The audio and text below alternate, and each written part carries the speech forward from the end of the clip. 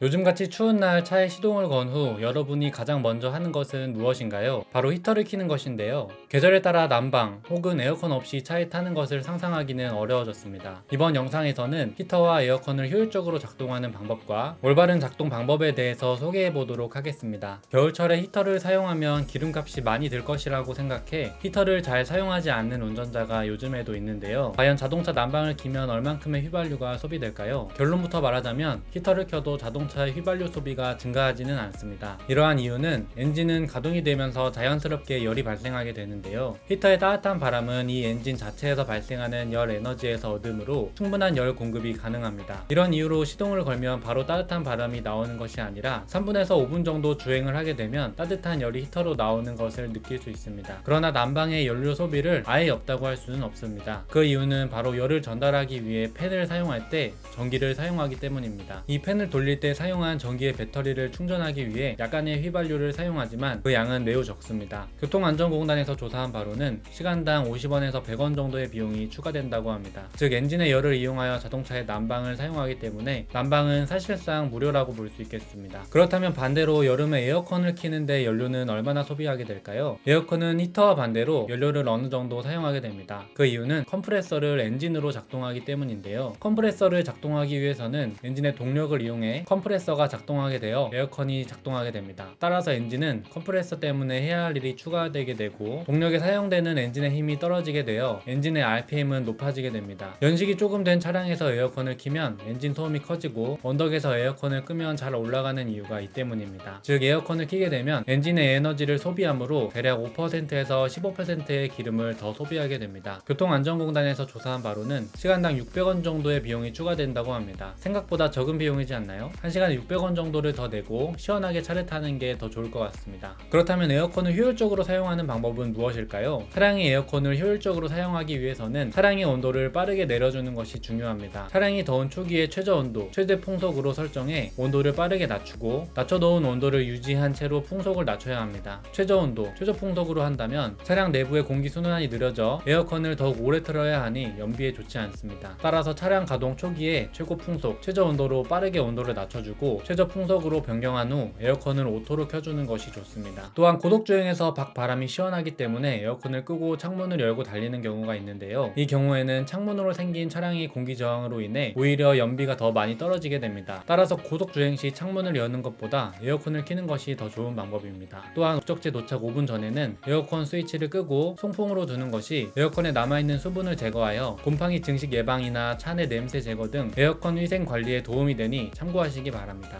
그렇다면 전기자동차에서 히터를 사용하면 주행 거리가 어떻게 될까요?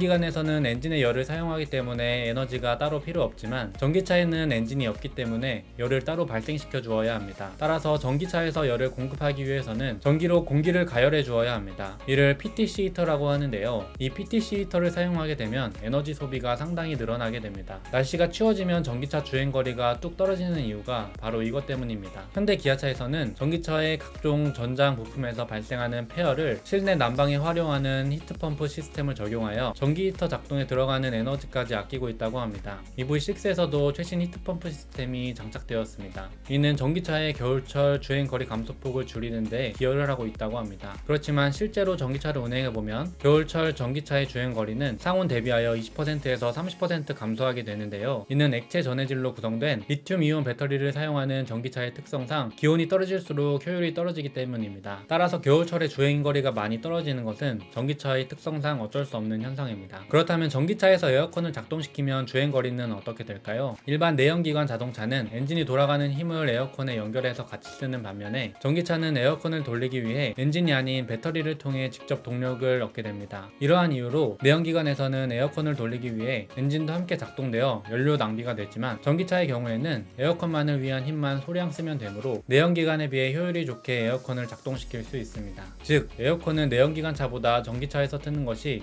훨씬 더 효율적이라고 할 수 있습니다. 여러분은 이번 영상을 통해 자동차에서 에어컨과 히터를 효율적으로 작동하는 방법에 대해서 알게 되셨을 것입니다. 다음 영상에서는 더 유용한 자동차 정보로 찾아오도록 하겠습니다. 구독과 좋아요 눌러주시면 감사하겠습니다.